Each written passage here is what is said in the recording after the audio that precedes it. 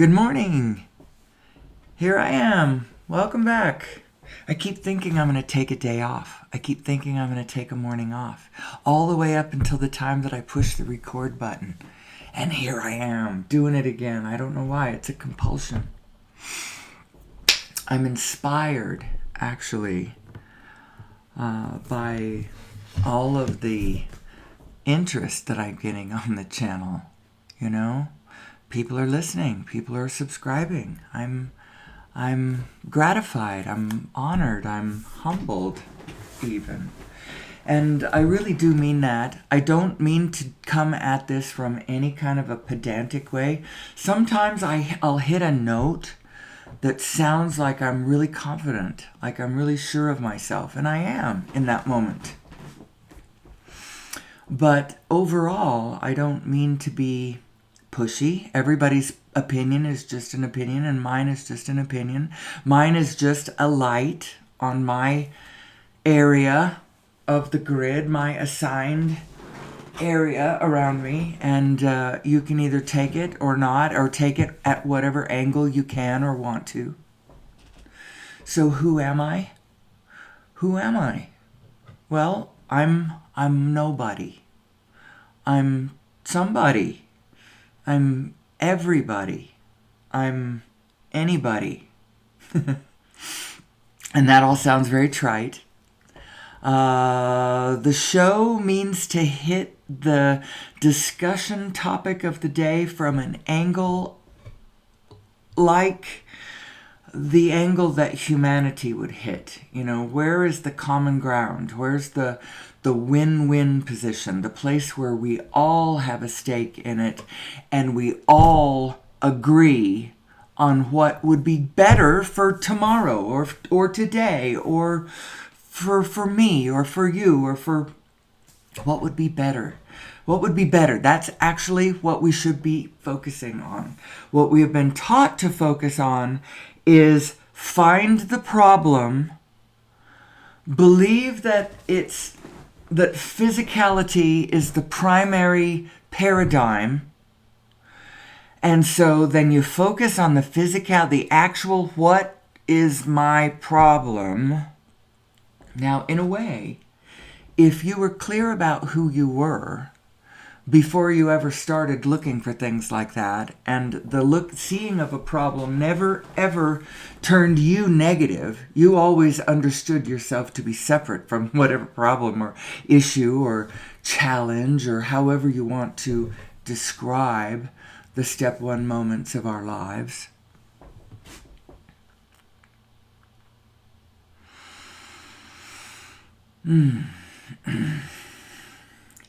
So, sorry, I paused just for a second to look and see what I was doing, and then you lose the thread. You have to just get lost in it. You just have to get lost in it.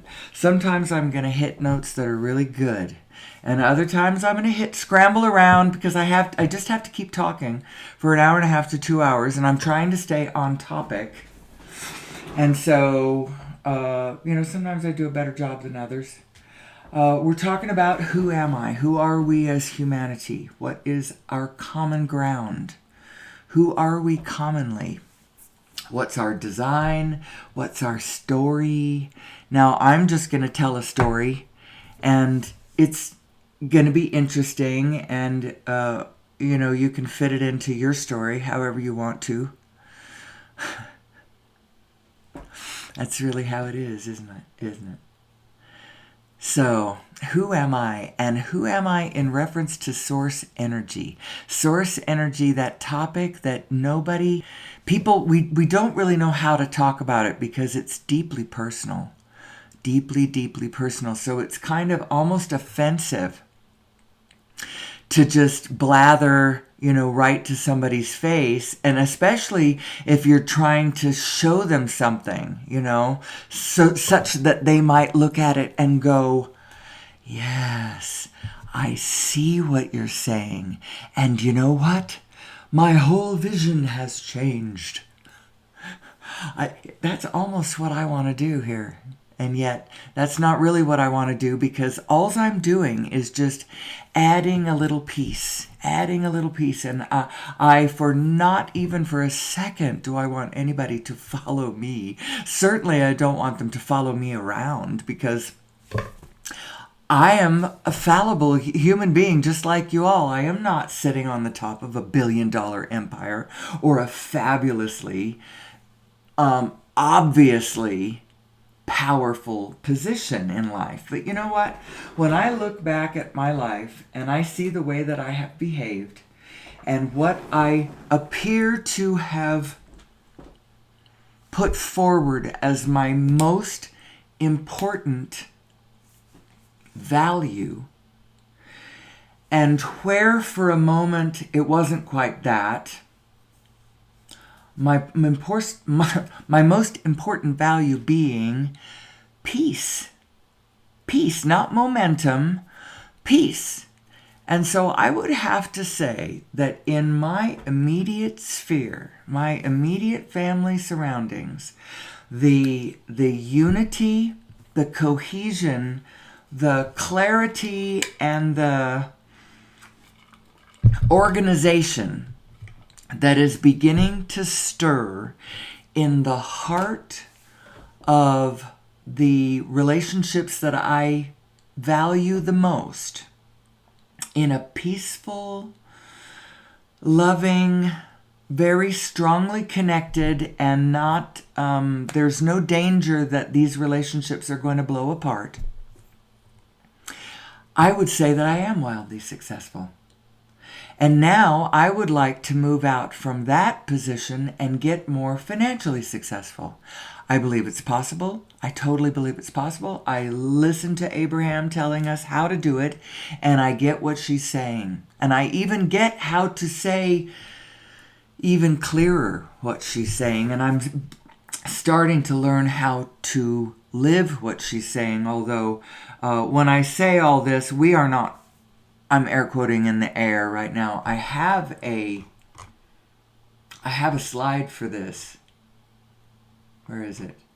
Am I going to lose my thought? This is what has happened before. When I go to find the air quotes, by the time I find it, I can't remember what I'm air quoting. Which has just happened, as a matter of fact. So I will leave it right here in case the air quote thought comes up again. So I'm not. Maybe this was it. I'm not living what Abraham.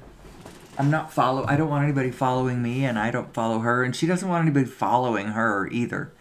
It's just all of ideas are this. That they are this question: can you see what I am saying within the imaginary? I like that better than imaginary, because it's not. This is different. The imaginary reaches of my own imagination, my imaginorium. Within that space, can I see what you are saying? That's all it is. And that's why you have to input every belief, every thought. You just input it. You don't have to believe it. You don't have to keep it in there. If it feels bad, spit it out, but put them all in.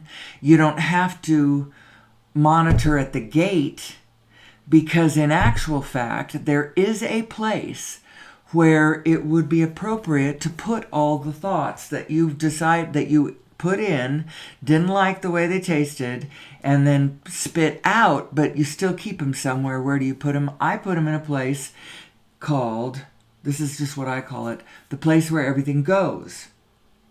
And through the course of my life, I was a gullible child, always a gullible child, always been a gullible person, actually.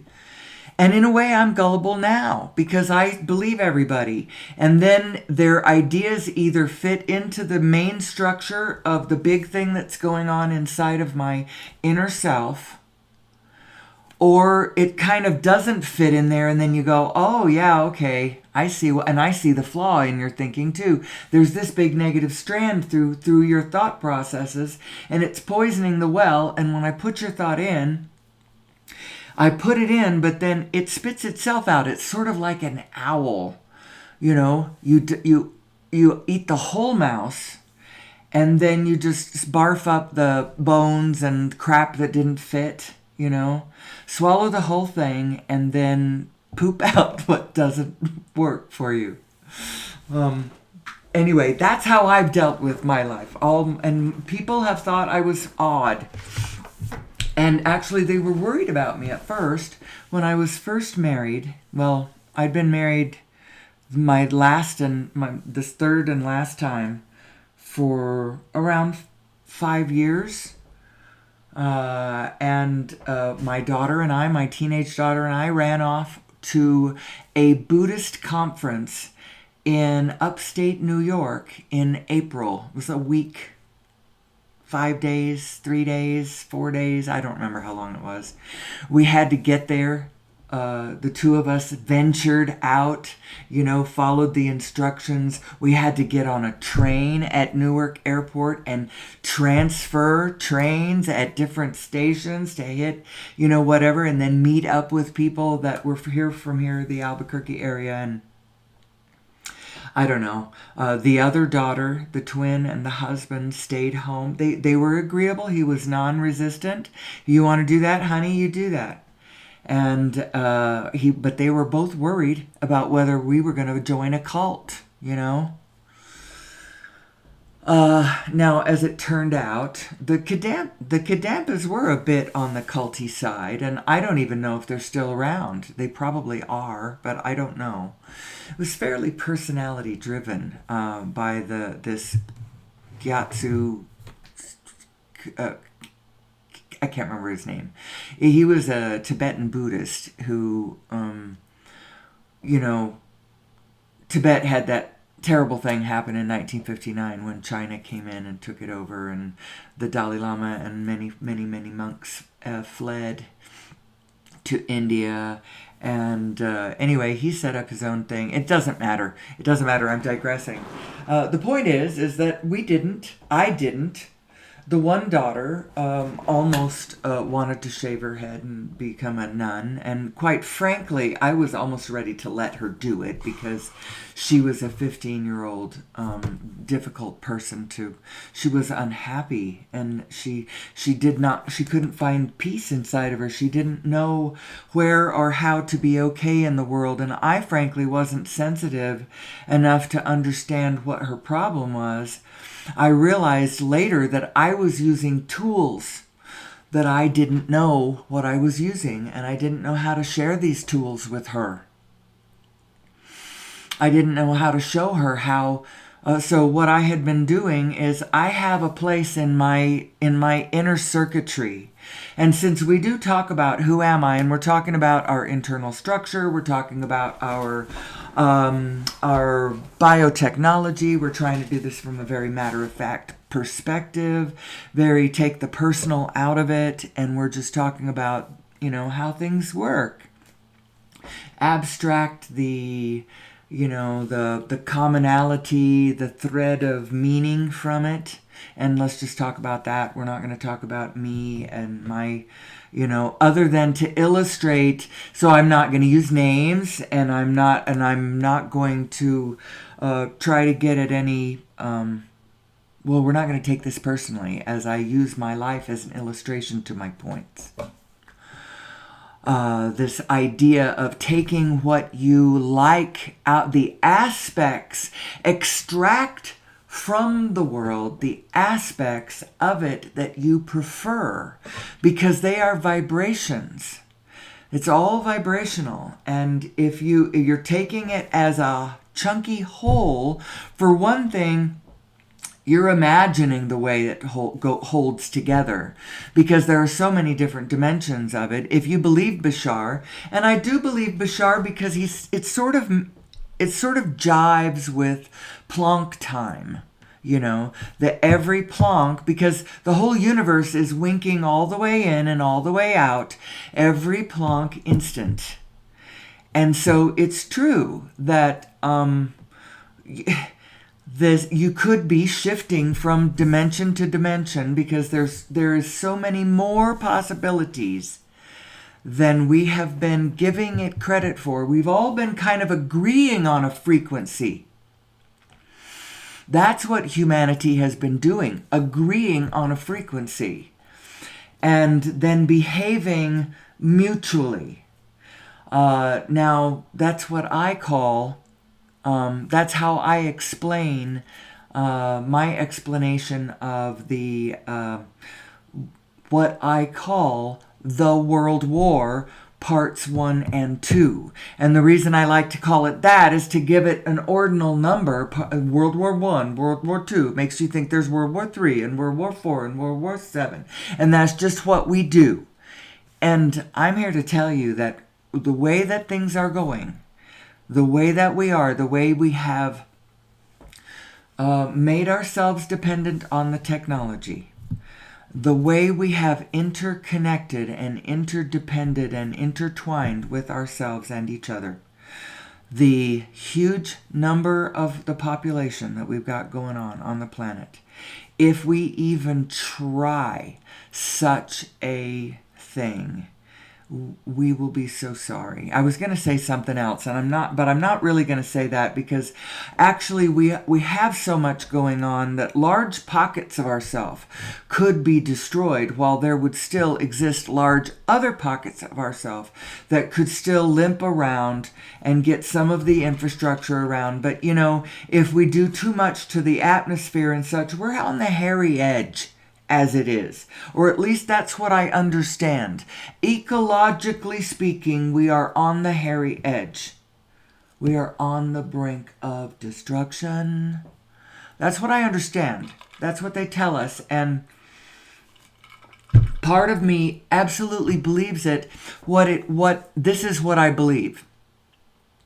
We are on the brink of destruction if we do not change the way we are acting. If we keep digging it out of the ground, sludging it through horrible, filthy pipes across sacred aquifers to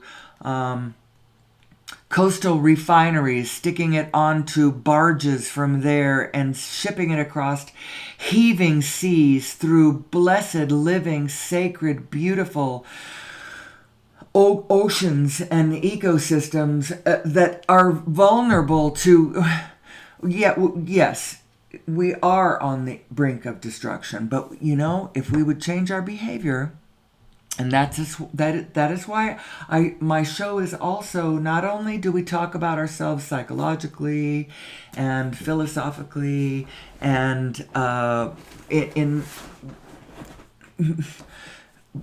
in reference to the laws of the universe, that which is like unto itself is drawn, and the 5 laws Bashar sets out, and not to mention every other guru that you respect and know, and how what they're telling you refers to these energies, and what is your inner being trying to guide you to your own success and to our own success and our own collective win-win position.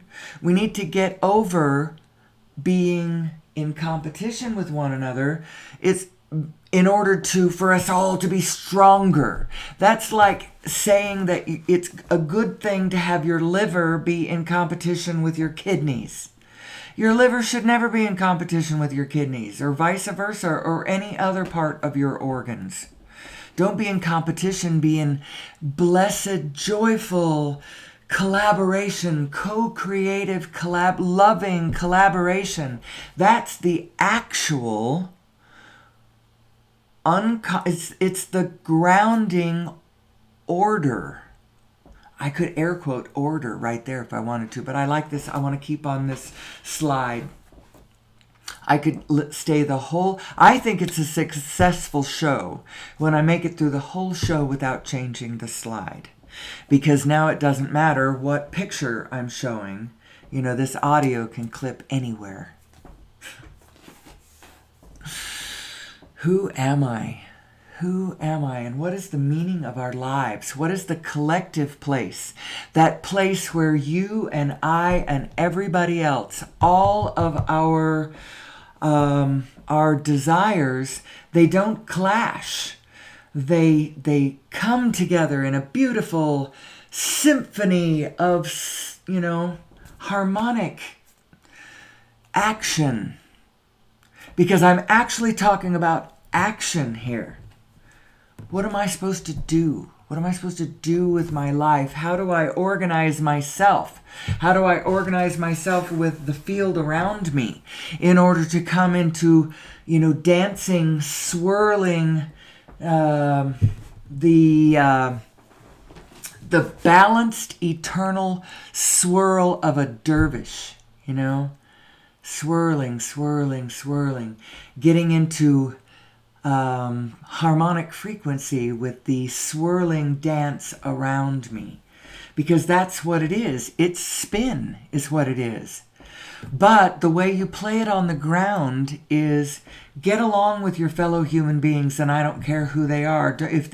If you are in touch with your best self and only gonna interact with the world on my terms. I am only going to interact with the world on my terms. I'm not going to interact with the world from an ugly angle. Even if that's a true angle and I could get down there and boy, that person is so much worse than that person, I'm not going to do it. I'm just going to come from, if you do that, what will happen is you may indeed still interact with the same terrible person, but you're going to hit him at the right moment, at exactly the right moment where a smile lights his eye and lights his face, and he breaks into a laugh, and for 30 seconds of time you share a moment of humanity that both of you walk away from with a heartwarming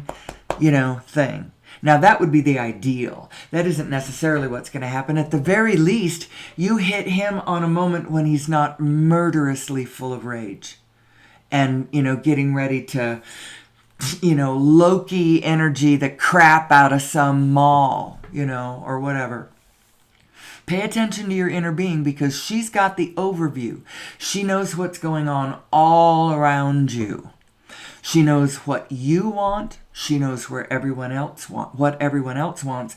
And not only that, she knows the intersection point between what you want and what everyone else wants. And if you would follow it for yourself, and if we would all follow this, impulse for ourselves, we will all intersect in a blessed point where at least my desires do not contradict your desires. They may not immediately and directly aid and abet your desires, but they don't contradict your desires. And at some point, the organizational pattern does include, what you're doing and what I'm doing. And, it's not killing the ecosystem. It's not murdering, our neighboring nation, in order to make Lebensraum for myself. Or it's not making sure that I've got the lion's share of whatever, because if we would understand how this abundance creation machine actually functions, we'd just create more abundance. And I believe, and this is what I always say on every show, I believe that the keystone of this whole puzzle, this whole picture that any individual is trying to make heads or tails of, and, do something meaningful in, my life. I think the key to the whole thing, the key to the pathway out of the wilderness for all of us is energy. It's understanding the energy source, which we are all extensions of. We are all extensions of source energy, which means what source energy is these plonks. And what extensions of source energy kind of means is that when your plonks go into spin, they become the elements that we clock as stuff, protons and electrons that make materiality that we can measure in the material world. And we're all made of these plonks.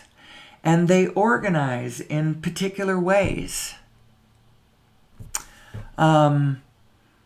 When they aren't organized, it's just the 0-point energy field, which is a solid pack, almost infinite energy, solid pack plonks, but not spinning, just kind of roiling is the word I like to, because that's what it kind of looks like to me. This roiling, it's the Dirac sea. That's another, it's a almost infinite energy, but they sort of discount it. Scientists know about this, but they dismiss it. Some of them do. Maybe they're giving it a little more credence these days, trying to crack the code. The mathematics, which I'm telling you, at least in one direction, in one way, has been done. My husband showed me something else that might be somebody else's attempt to do it too, but they were also claiming for the first time this has been done, and I'm thinking, well, first of all, I don't think that's right. I don't think that's the first time. Maybe it's the first time it's been done in this particular way, the way you've been doing it, but the unification of quantum and cosmological spaces has been done. The mathematical unification has been done. It was done in 2012 by Nassim Haramein and a team of mathematicians. I don't think he did it by himself. Have I actually laid eyes on that paper? I think I have. I don't have it up on my, it's not a screen on my OBS studio. Maybe it should be. I don't know. And then earlier I said, my ambition is actually not to show any more screens for now. Just to sit on a beautiful, calming, I'm in a mushroom garden right now. You can see the butterflies flying around. I'm sure it's AI generated. I have a whole mushroom series. But I digress. I am digressing.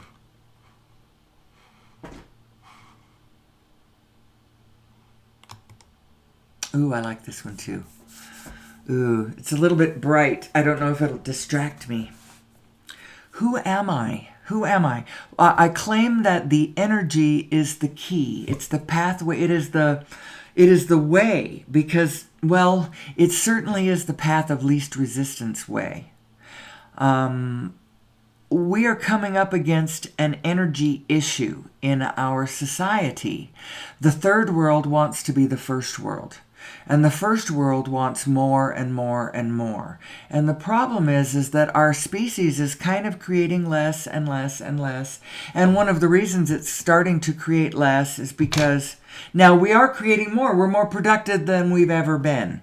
And yet, fields, there's orchards lie fallow because it doesn't pay to run them, because the money that it takes to run the machinery and the pay that you have to give to the people, because they're not satisfied with a pittance anymore. They want a good living that allows them to have a nice house and all the energy that they need, and transportation devices and climate control and a chunk of the supply chain, like real humanity food, like kiwis from New Zealand and goat cheese from Tucumcari and raspberries from Heidi's farm and whatever. All of these things that we all want a part of. And how do we do it? We all have to choose something out there that we can do that contributes to the human project, who we are as humanity, with a capital H, or mankind as a capital M. And fortunately and blessedly, these days, there is more and more different ways to do it. But you still have to knuckle in there and do it somehow. Learn a trade and get people to come to you. A trade that you want to do, that you believe in, that you have fun doing. How about that? Now, your grandfather would say, what do you mean have fun doing? You don't need to have fun doing work. If it wasn't work, they wouldn't pay you. If it was play, they wouldn't pay you for it. Well, I actually think that that's not exactly true. I think you should pick something that you believe in, something that aligns with who you are as a human being, with what you care about, with what you enjoy doing. And, these days there are so many things that you could choose. Now, you may have to go to school for a minute and, learn how to do that tactile trade, or learn the how to link your knowledge into the greater knowledge of the greater being. And so you go to college, you go to academia, you become a professor and you teach things, or whatever. I don't know, all the choices that we have had before. It's blowing way wide open more than that, because the fields that are being taught by our universities don't cover it. And so there are all kinds of other schools popping up, almost like Hogwarts is teaching you the magical trades and how to become spiritually whole, and how to, work the manifestation, how to manifest what you want in this world, and how to work the energies. And it's almost what I do. It's what I could do. I certainly could teach a class, even though I recognize that I have not myself created any kind of an empire or anything that you could look at and then believe me because, oh, look at her empire. But I have woven around my own particular individual life a kind of web, a net of loving kindness and peaceful safety, and a recognition within my own people of who we are. We know each other. We love each other. We're tight and we're strong. I would like to get that circle out to include the entire world, but organizationally and physically speaking, I'm perfectly content to be quiet over here. I'd like the fences around my property to be tighter, not because I'm afraid of the outside world, but I do have coyotes. Someday I would like to have chickens again, and I could afford perhaps to put a really cool fence, and then it's real ratty looking too. I'm sure the neighbors think we're hobos over here, because of the fence and the debris lined up on the outside. Anyway, it doesn't matter. What I'm saying, I have not manifested everything in my physical world yet that I intend to. Right now, my focus has been figuring out who we are and how this freaking works. Now, my family has an immediate physical project on the ground that we're all working on.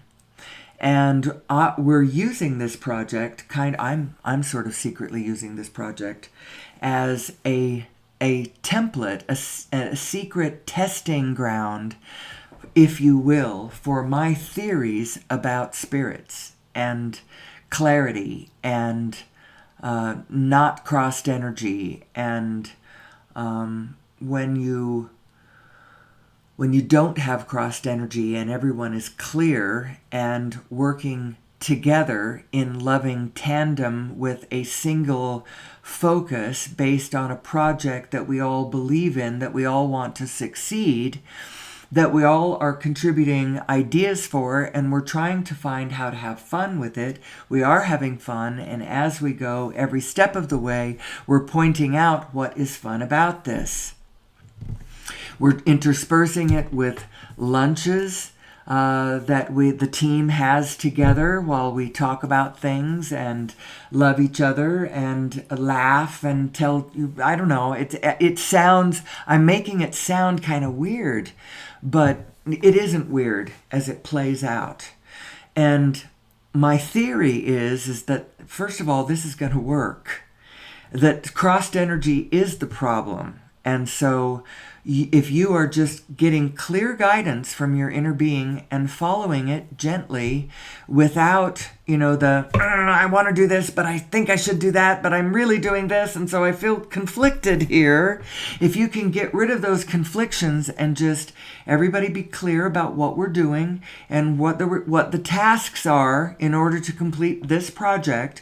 We have defined this project and we want it to succeed. And so we have our project manager, who was a professional project manager for like 45 years, or, worked his way into being a professional project manager over 45 years of time.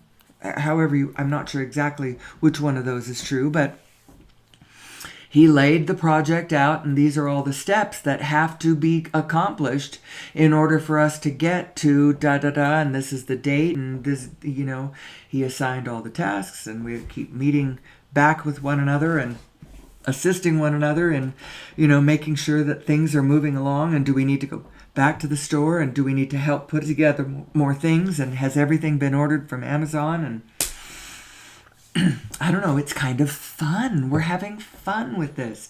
And so you focus on the fun, and you focus on what parts of it you're enjoying, and what parts we're all clear about what we are commonly wanting to do. Approach every project like that, and I believe that there is nothing that will stand in your way. There's nothing that would stand in your way, because your inner being has cleared the way, is saying with her signals of the spirits that you are following, she is saying, the road is clear. Come this way. Come this way. There is nothing in your way. Just full steam ahead. And you can start going fast. Now, I've never wanted to go fast. I have a feeling that my life is going to go a little faster the next 10, 20 years. It's going to start going faster. And I think that's good. And I think it's also ironically interesting in a way, because you'd think most people, as they get older, their life gets slower, right? I don't think my life is going to get slower. I think my life is going to get faster. And I don't know how, and I'm not going to push it, and I'm not going to drive it, because I want the algorithm of the universe to bring it to me. And I want to stay slow, and I want to just be my little nobody over here as I talk to all of us about who we are and what is our common intersection points. First of all, the most basic common intersection point that we have as humanity on the planet Earth, planet Gaia, planet Eden, whichever planet you want to refer to this planet as, whichever spirit it evokes, the correct living, breathing mother being that she is. The number one thing as humanity, I believe that the object of the exercise, the one that is common to us all, the one that we would all, it would be a win-win for us all, is if we found our way to joyful sustainability. Joyful sustainability. Not gasping, in an post-apocalyptic hellscape. That's the expression, post-apocalyptic hellscape. We don't want to be in that one. The last few of us trying to scramble for the starships to make it to Mars so we can start all over. That's so ridiculous. If we can't make it here, we can't make it anywhere. To sort of anti-paraphrase old Blue Eyes. If we can't make it here, we can't make it anywhere. We've got to understand the abundance-making machine, the way it works. We got to understand universal consciousness. We've got to all get there. Let's all meet there, okay? Let's all take our most sensible, least resistant selves, where we all come together, where we all love each other, where we all want that wonderful future, where we all have enough energy to run whatever great ideas we have. Let's fire up that orchard back up in, Manitoba or wherever it was on that Still Standing show. I got to go find it. It's season 8. I got to go find out which one that is because I keep referring to it because it just strikes me. The people, the heart, the desire, the vision, it's all there. What needs to be there, what really needs to be there is the energy source. The answer to our problems cannot be to force us all to try to go back. Nobody's going back. Our children aren't going back. Our grandchildren aren't going back. Watch them. They're all looking forward. And they want to know that there is a pathway out of the wilderness. Actually, most of them, if they're cheerful, the cheerful beings, if they are cheerful beings, are likely not looking back in the first place. They're not looking at our troubles, or are they? Actually, there's a very impassioned speech. It's a little clip. I could probably clip it, and I don't think that YouTube would and besides that, I'm not getting any money for people watching my YouTube videos anyway. Who cares? I could clip anybody's stuff to my stuff as long as I'm not trying to monetize on it. A very impassioned speech. It's in the movie The Lost Century and How to Reclaim It. I'm always telling people, to watch. On this channel, I have made a playlist called my links list. I don't really know if the outside world has access to my playlists. If it does, go look at that playlist. It's got all the stuff on there, all the YouTube stuff on there. It's got The Lost Century and How to Reclaim It, which is the documentary talking about over Unity freaking devices. The fact that they are even possible is something worth noting to the outside world. It's worth broadcasting because most people don't think that it's possible. The traditionally educated have been taught that it's not possible because they imagine it to be a defiance of one of the laws of physics that says that you can't create energy out of nothing. But you aren't creating energy out of nothing when you do that, because actually the truth of the situation is the 0-point energy field, which is the empty space at its resting state, is roiling with almost unlimited energy. It's this Dirac sea, this roiling field of Planck energy that in the space is not organized into spin, and when it looks like stuff, that's where it is spinning. That is where it is extended into spin. That's why you're an extension of source energy, and everything is an extension of source energy. Where it's organized, it's spinning, and where it's not organized, it looks like space. And that's the field of experience that we are abiding in. That's the stage upon which the drama is set. Now, what drives the play? You do. As you walk through your script, unscripted script, it's all pretty much improv. As you walk through it, you're calling who am I every step of the way by what you pay attention to, by what aspects of what things you're focusing on. That's telling the whole world what vibrational frequencies inside of you are resonating with what stuff out there. And are you resonating with all the good stuff? Are you gravitating to all the really cute, funny old people with the funniest things to say at just exactly the right moment as you walk through the airport? Or are you rendezvousing with that sweet, dear, whoever at just the right moment, and your eyes meet and a twinkle happens and a light flashes and you go, oh, Oh my gosh. Because that's what your inner being is trying to guide you to. And all of those things adding up and you having that kind of an outlook to the world will start allowing great ideas to drop into your head and perfect impulses for you to rendezvous at just the right moment with just the right thing for just exactly what lights your fire. And it doesn't have to be $1 billion empire. It could be, a rendezvous with the most darling. Like last year, I had the most amazing thing happen. When I put out my bird feeders first thing in the morning, there was a little bird. It was in the middle of winter, and there was a little bird. Or maybe it was spring. I don't know. It was bare. It was the leaves were not on the trees. And I put my bird feeders out every morning. And as I put my bird feeder out, a little gray bird landed on my finger as I'm putting the bird feeder on the hook in the willow tree. And I held my breath.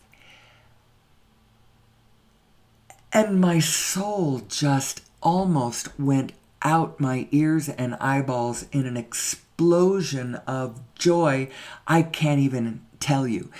And tremblingly, I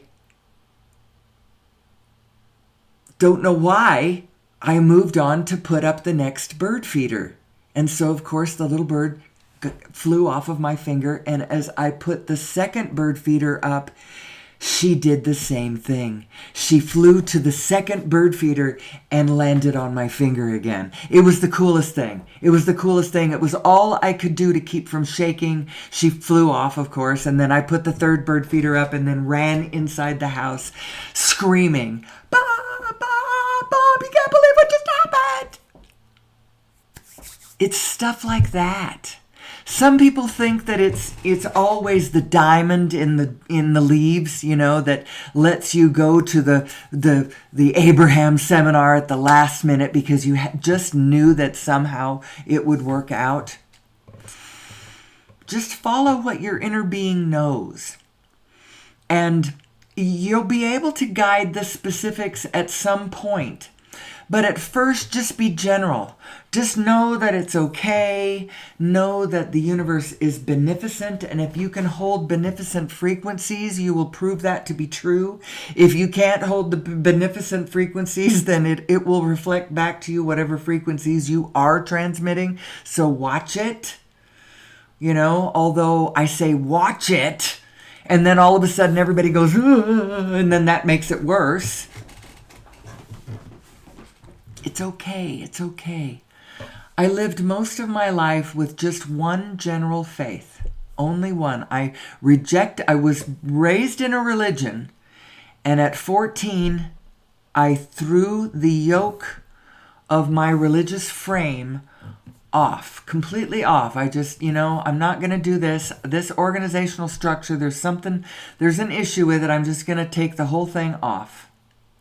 And I was frightened at first because I thought, what if they're right? Then now I'm going to hell, But that wore off. Now I've got a very open mind, which means in a way I don't have a template of direction. My parents divorced when I was 18. I was the youngest of a large family. Everyone else has run off. They've married. They're raising their own families. My father is one place. My mother is in a small town. My father, who I'm not all that, he went off and did his own thing. He remarried somebody else, moved to New Mexico, went back to Africa, did his traveling, did a whole life post my mother. And I stayed pretty much in Arizona, and so I was not very close to my father, much as I worshipped him. So I'm close to my mother, and my father and she lives in a small town that I don't want to make my life in the small town, although I keep coming back and staying with her for periods while I try to figure out what I'm doing with my life. All of my guidance left me. And I rejected the one that I might have had, which was my religious group. I didn't believe the whole social structure because of things like, things I understood from books like Silent Spring. Collectively, we really weren't as wise as we pretended to be. I knew that we had just come through the Holocaust and World War Parts 1 and 2. I knew all that, and things were happening like through my youth, through my young teenagehood came things like Kent State and what spirit am I even going for? The protests and the unrest of the 60s, the Vietnam War, the all that great music that came out of it, and the counterculture. The wait a minute, we are not, the fabric of society is not one thing that we all agree on, and we keep agreeing on your wars. That last war, okay, we'll give you that one. We'll give you Wars 1 and 2, or the World Wars Part 1 and 2. We'll give you that one. But this one is a bridge too far. Now you're just, now this is just habit. And the military-industrial complex is getting out of control like Eisenhower predicted that it would. And so what I'm saying is I didn't really have a guiding star. So how did I live my life? And I would not recommend the specific steps I took, which is why I had a very hard time trying to explain to my children how to succeed in life. Because even though I was standing in a place where I was pretty happy, I was happy with my husband, I was happy with our financial situation, our house, our life, his job, their kids, I was happy with everything, but I couldn't tell you how I had gotten here because I took one hell of a convoluted path that included starting and stopping college I don't know how many times, living with mom here and there and Susan and, all the different things that I had done. And then I married this one and got divorced, married that one and he died. I don't know. I didn't have anything to do with that. And I would suggest that you don't either. I don't know how to explain how I got where I got. But my mantra, my creed, my entire life was, so I didn't have a religion, but what I had was a faith that whatever it was all right. I don't know what it is, but it's all right. It's all right. I came to that conclusion in the 80s. I remember laying on the couch for hours watching a PBS show called The Making of a Continent. And as I'm watching this making of a continent, I was probably getting high. I probably was, which expands your sense of how big the whole thing is, for one thing. Which is how come they call it, spacing out. More space appears as you realize that the whole picture is way bigger than you were giving it credit for. And I'm watching this show, The Making of a Continent, by myself, because I was by myself a lot. I watched a lot of PBS by myself. I did. And I just got this sense of how old it all was.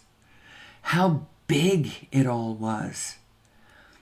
And because of that, somehow it meant it had to be okay. We've been doing this forever. We are all in this together. That's what I heard. That's what I felt. And I just got this really deep sense of that. And so for the rest of, ongoing from a little bit from before there and certainly ongoing afterwards, it was always, well, I don't know what happens when we die, but I'm sure it's all right. And I don't know how this all fits together, but however it is, it's all right. And I don't know exactly this, but it's all right. And that has served me well. And I believe that is actually the ground state of all being, is it's all right, because who we actually are Even though we imagine ourselves to be in these physical bodies and we believe ourselves to be these physical bodies, which is why we're so concerned about dying, because when I die, this physical body is going to be no more. And that is true. This physical body, the actual specific exact one in the exact situation that you find yourself in this moment, that one will be no more. But the actual situation is you're not your physical body. You are the formless Planck field that can become any physicality that it wants to be, based on what it's focusing on, you are a continuum of something. So you aren't just going to leap from being what you are probably into being a giraffe. You probably won't. I don't think that it is as disjointed as that. Although you are the whole formless field coming into different organisms to experience from this perspective, from this perspective, from this perspective. There really is just one of us here. And the function of you being able to see that or not being able to see that has to do with your identity muscle. This thing inside of you where you say, I am, and then what do you believe in there? Like, how have you set your internal structure? How have you set it up? It's a computer system in there.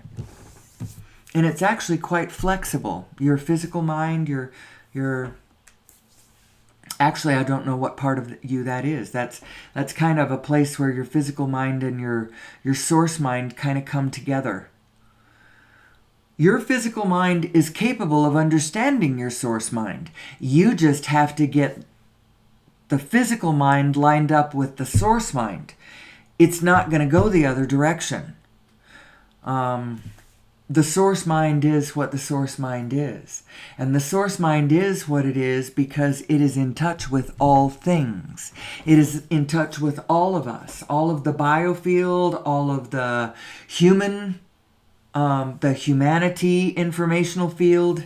It knows what we all want.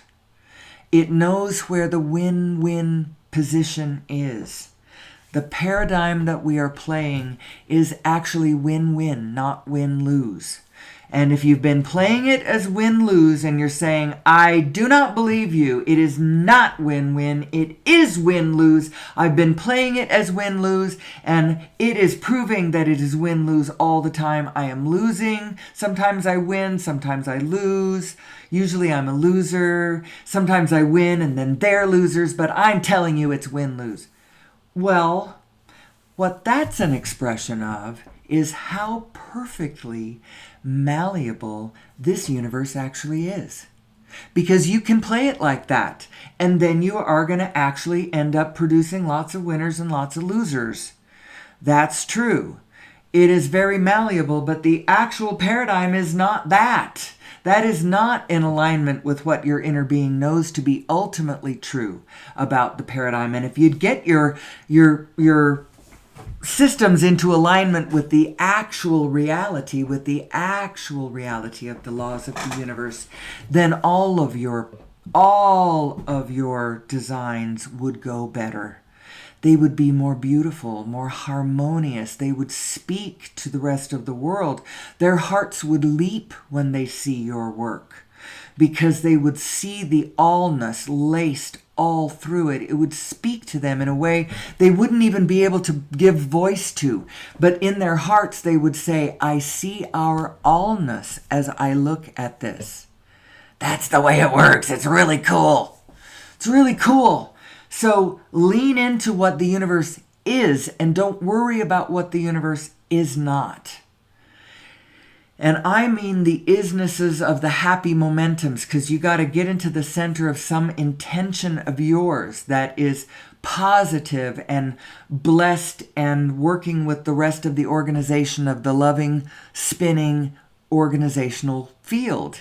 We're looking for coherence, not chaos. And we are looking for a natural, organic coherence, not a top-down, outwardly imposed lockstep and groupthink. That's not what we're looking for.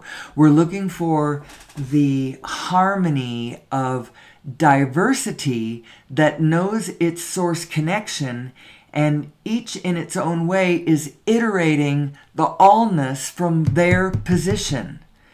And the whole field can see that when you do it. And it's like, oh, that is so cool. And you can see how cool we are. So instead of thinking in competition, so if you're watching, say you're watching America's Got Talent. You're watching, Armenia's Got Talent, or whatever version of the show you're watching. If you're thinking in competition, then as you watch it, you're like, oh, when you see somebody who is so fit and so balanced, and they're doing some kind of amazing acrobatic feat, and they're so beautiful as they do it. If you're thinking in competition, you're looking at that and you compare what they are to specifically what you know your physical self to be, and you're comparing from that field, that place where they are the best of who they are. And right, of course, when you compare yourself to them from that position, since you're not an acrobat for one thing, then you compare very poorly to it. And it causes you to go, I am nothing. And it makes you feel bad, right? But don't do that. Don't do that. Instead, watch them in their beauty and in their grace and in their glory, and take it into yourself and say, this is who we are. How beautiful we are.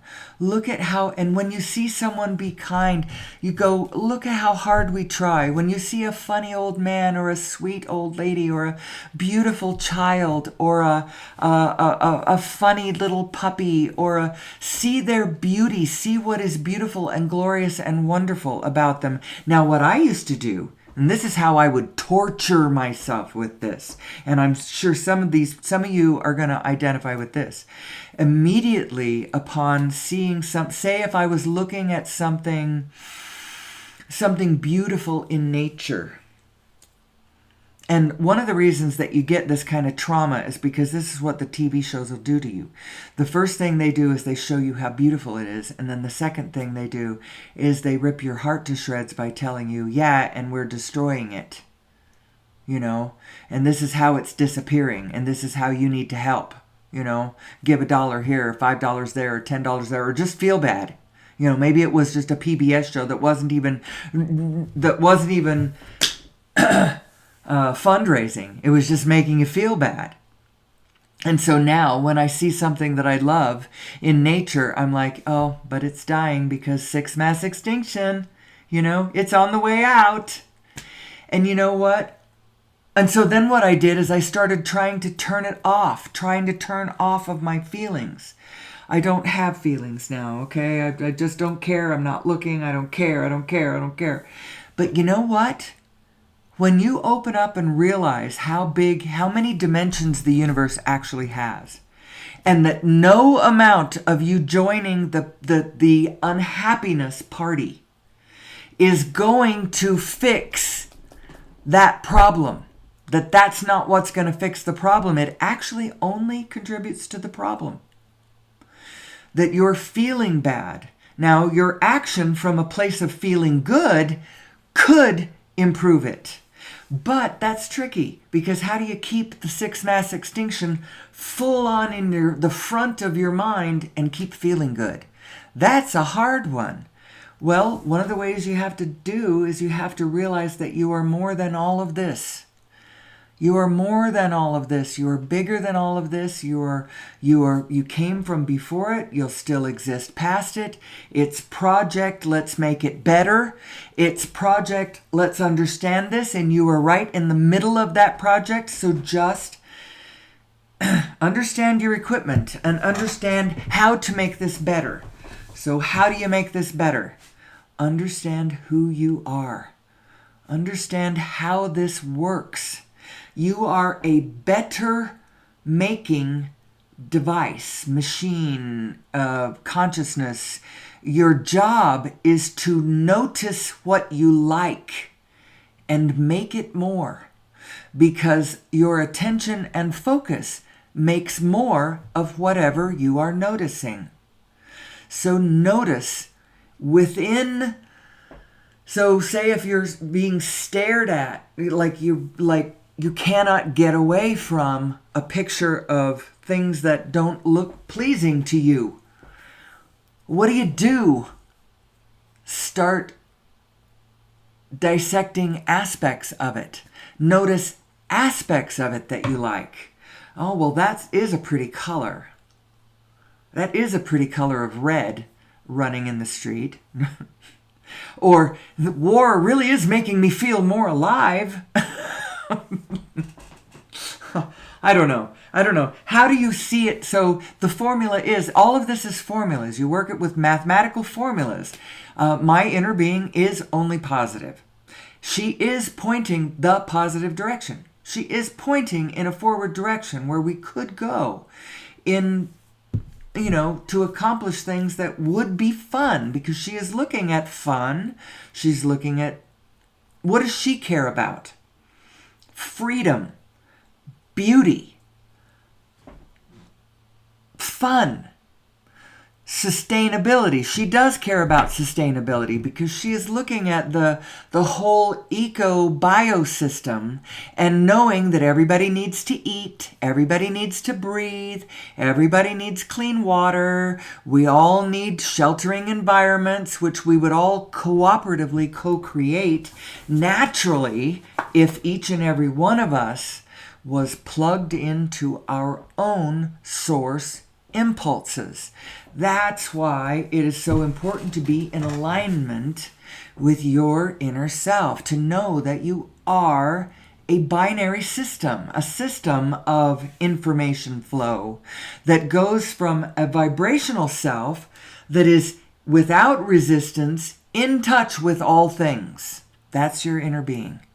But is also anchored in your physical self. So your inner being is translating all of the information of all the world through a what's the word? A lens of what's best for you. So you really can think selfishly. You just can't be me, and only me, and F you, I've got mine kind of me, only me. It's a win-win. So I'm allowed to win. I'm part of that win-win. And that's where some people get it off, where they sacrifice themselves for the state. The state wins, but I lose. No, every individual is so important in the correct kind of coherence and organizational pattern that we're actually looking for here on planet Earth, as humanity tries to align her organizational systems up with sustainability and the win-win position and biology in continuum. It doesn't have to be we win and biology loses. That's ridiculous.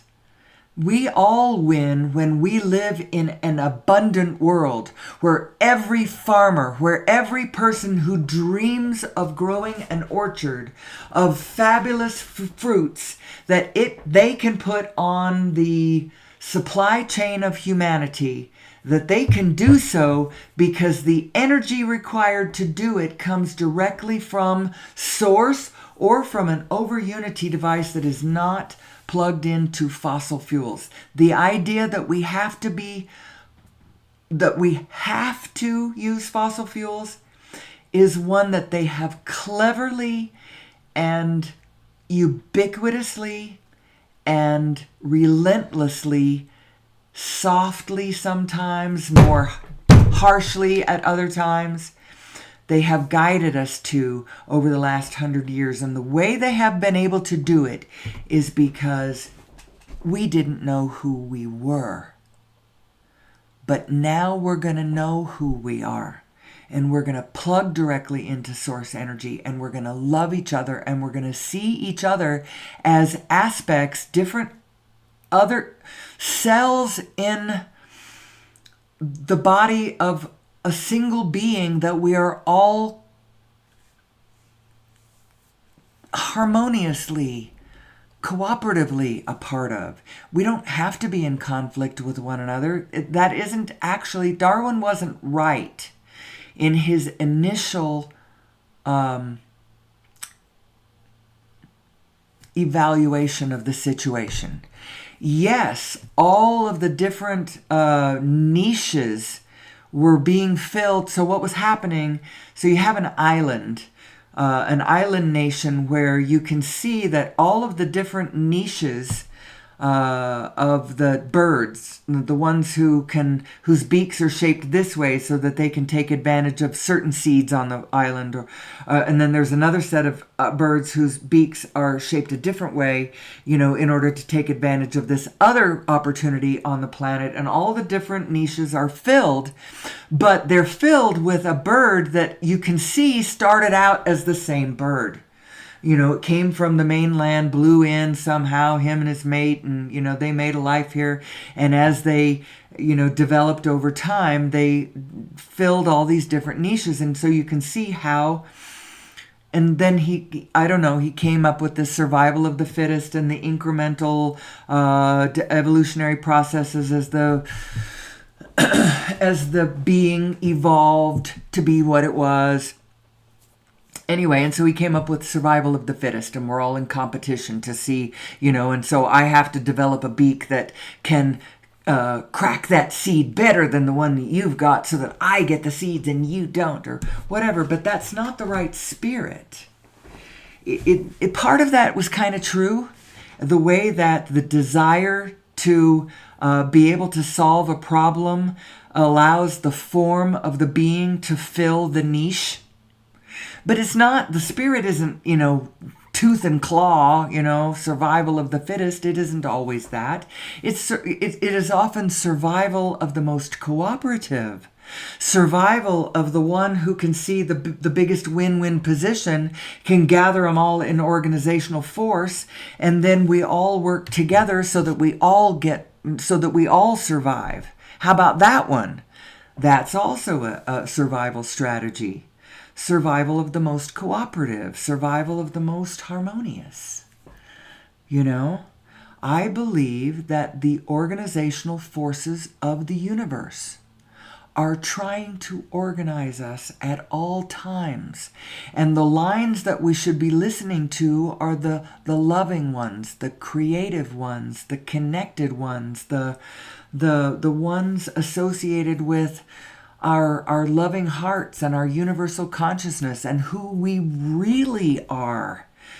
And how do you explain the ones who are not that way? Well, first of all, they likely were taught, they were raised in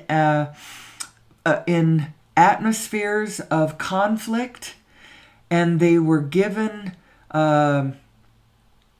tools to work with it that were perhaps a combination of superstitious nonsense, a bit of, family tradition, some seat of the pants, and street smart experience thrown in, my own experience and then you put it all together, and then now you just whatever. That's why everybody's a garbled mix of lack of clarity. The clarity of all of this is that we really do all do better when we all do better. But the pathway out of this wilderness is we have got to get off fossil fuel. And as soon as we do that, our carbon footprint isn't even a thing. And the answer doesn't run across wires. And the first world isn't going to be happy about that, because that means we don't have an advantage. We have a disadvantage because we now we got a whole bunch of wires we've got to clean up. And the third world doesn't even have to, they can go straight to Eden, straight to gardening the garden again, because they didn't tear it up to build a parking lot. They didn't tear it up in the first place to build a parking lot, although they're in the process of doing that because they're still on fossil fuels too. We all are, and we need to get off of it. We need to get off of it. And the next, I hear, well, that one movie, and I have to defer to other people in this because I don't have, the statistics right in front of me, but 15 years, we don't do something, we're done. I don't know when that movie was made, last year, so maybe it's 14 years now, and we're done.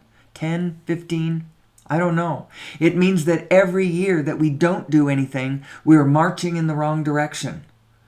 But, just like 4 years ago, there was a moment when COVID shut all the factories down for just a second. And people quit running their transportation devices, and so they quit burning the fossil fuel in their internal combustion engines in the factories and in their transportation devices, and the air cleared up pretty quick. And everybody went, "Ooh, isn't that great?" So the good news is that if once we get off fossil fuel, we can clean it up pretty quickly. And with all the free clean energy that we could possibly use, we can use the devices we have already created to clean up the planet like we need to. We can resequester the carbon back into the earth. We can desalinate all the ocean water we could possibly use. We could put a resort town anywhere, on any coast, anywhere. We should designate wild places. This is the place where the turtles, and even designate so there'll be places where people still are using the beach and the turtles still want to, so we have turtle alerts, we have turtle alarms. In England, they have CCTV picks up almost everything on every street. There's CCTV pointing some direction, and so they're law enforcement, when they're trying to figure out who murdered whom, when, and how, they have all this CCTV to draw from. We could have CCTV all over the planet, taking note of where the turtles are laying their eggs, and making sure that we protect them. And probably the biggest way to protect turtle eggs is to educate human beings about who we are and who we all are, and how we all can be both environmentalists and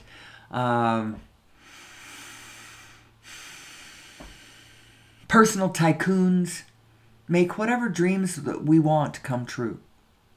Whatever we want to have happen, we can have happen. We can rebuild the threads of biological abundance on planet Earth easily, without there being less for humans. The more biology there is out there, the more everything there is for humans. The more playgrounds, the more food supply, the more souls to play with, the more life to understand, the more sustainability. The better we do, the better we all do, the better we all do. And I don't know if that's exactly the line, but that works that way too, doesn't it? So who am I? Who am I in all of this equation? And what more do I need to say today? I always say I go at least an hour and a half. I may go a little bit less than that because it was actually shockingly late when I started this morning. I was going to play hooky again. I keep threatening to play hooky. I keep saying I'm going to take a day off. I need to go live life for a minute. And we're going to, actually. We got to go out and play golf this morning. And then I've got to babysit the grandson this afternoon. And, life intervenes with me just exactly like everybody else. And I work this stuff that I talk about like a formula. My inner being is positive. So I know that ultimately that is who I am. I am my inner being. Now I am in this physical body, but it's my inner being that is animating me. It's my My inner being is the continuum of desire, the continuum of frequencies, the continuum of project. What I'm interested in. I can see a pattern to the kinds of things that I am interested in and have been interested in my whole life. And I think that it's an inner thing. It's coming from inside of me because I've gotten really still on the outside. And the only thing moving now is the inside one. And she's telling me things like, get into the damn studio and make this show. Because we need to get off fossil fuel. We need to understand who we are. We need to realize how cool we are. We need to lean that direction because really, if we would do that, we don't have the kinds of problems. We are wonderful when we lean in our wonderful direction. The resorts and the playgrounds, the theme parks and the wildlife preserves and the playground areas that we have set aside, that we experience around the planet are breathtaking. They're fabulous. They are wonderful. Human beings are so wonderful.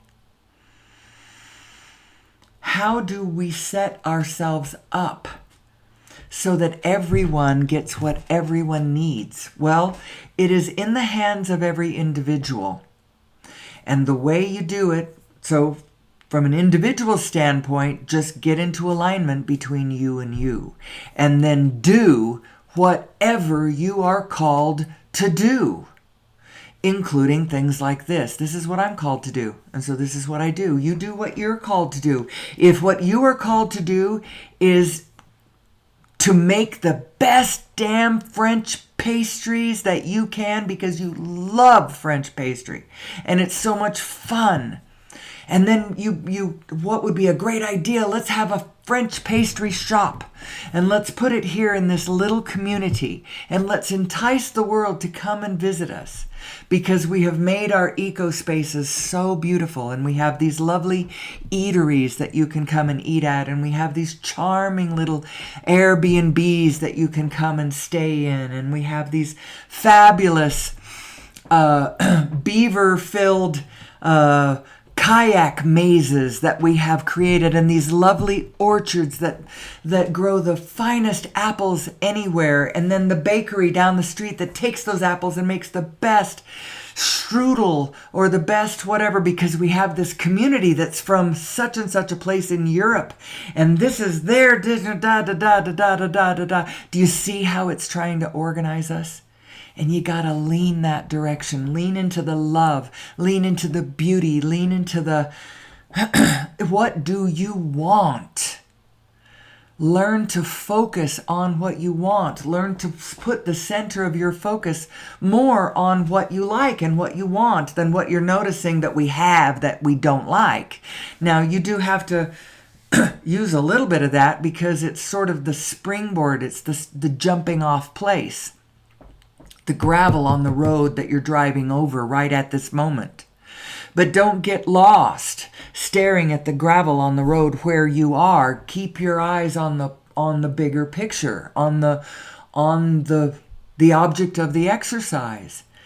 Joyful sustainability, an understanding of the equipment.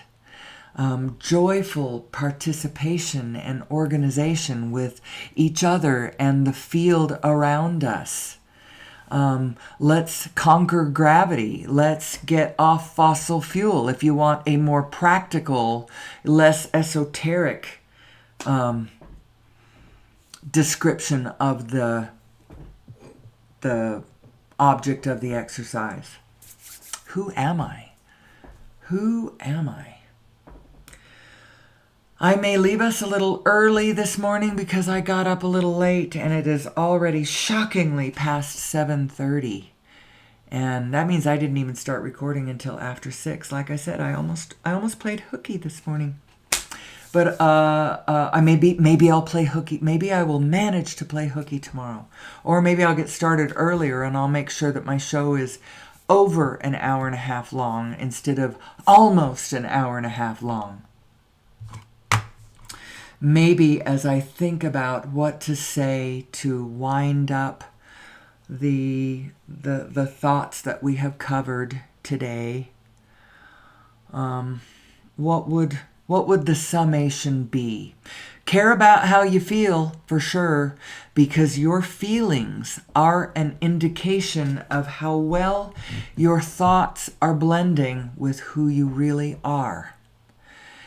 And who you are is relentlessly positive. And if you aren't, if you are relentlessly negative, it might explain why the impulses that you get to act are not always in synchronistic harmony with the greatest things out there. Maybe you're running into the accidents and the assholes and stuff instead of the charming people at the cutest moments, to play with them. Remember, the attitude of play causes for you, and you're the only one that matters in this equation, causes for you the materiality of the hard stuff that the universe is made of around you to become more clay-like, more malleable, more friendly, more softer, more, you can nudge it into more pleasing shapes when you are playful with it. If you take life too seriously, it gets very serious. Very serious. You start frowning into that mirror, and the frowns that the universe is going to start echoing back to you are really harsh. Really harsh. And collectively, they can get so bad. Be a student of the Holocaust for just a second and open your mind to the magnitude of that horror. Without, on the other hand, having that make you think that it's still true that we are all good. We are all good. Even the horrible, horrible people who did the horrible, horrible things. If you really study that, the individuals who did that, you can see what was twisted in them. And a lot of them did not even like what they did. Some of them, that was a different twist, and they did like what they did, and that was a different thing. But it still has to do with the alignment or not alignment between the two beings that we are. The source mind that you are and your individual mind that you are. Both of these you are. You think you are more the physical one because it's the temporary one, and it is who you are now, and everything is now. Everything is here and now. So this must be who I primarily am.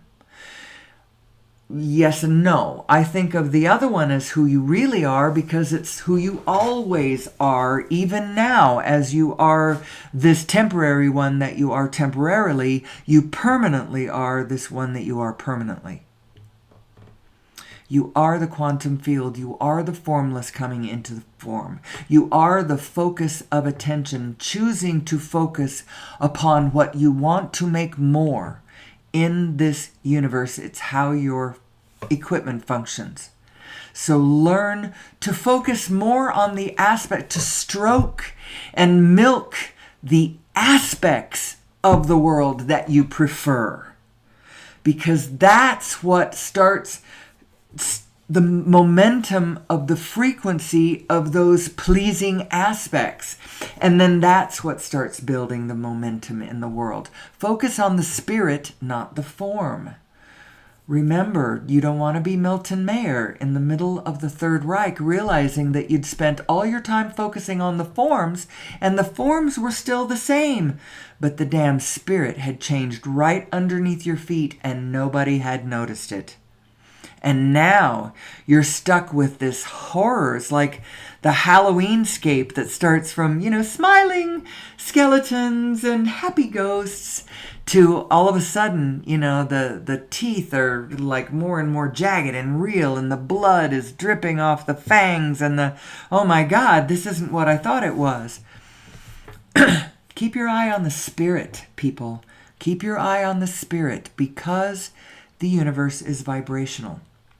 And through this vibrational, pulsing, swirling, spinning spirit, It is trying to organize us one with another to the win-win position, to the sustainability of us all, to the creation of abundance, to the recreation of abundance, to the regardening of planet Eden, planet Gaia, planet Earth. You know, that's what I'm looking for. That's the win-win position I'm looking for. And it looks like I'm coming up on 1 hour and 29 minutes, so I will be 1 hour and a half. It will take me a minute to sign off. Remember who you are. You are the light within. You are the organization joining the rest of the field. You are the light within. Don't believe that other one. Only the love is real. And hopefully I will be back tomorrow. I'll tell you how my golf went today. I'll tell you how my babysitting went this afternoon. I am out of practice taking care of small children, but hopefully my love will see me through. Here I am trying to make it 10 more seconds. So remember, we are all creating. Let's see. I have a sign off, and it's a little clumsy. Hold on 1 second. Let me find it. It goes something like this. We all create our very own unique reality. Wait a second. Within this common reality that we all share. Let's stop nightmaring it into place. We are dreaming it into place. Let's stop nightmaring it into place.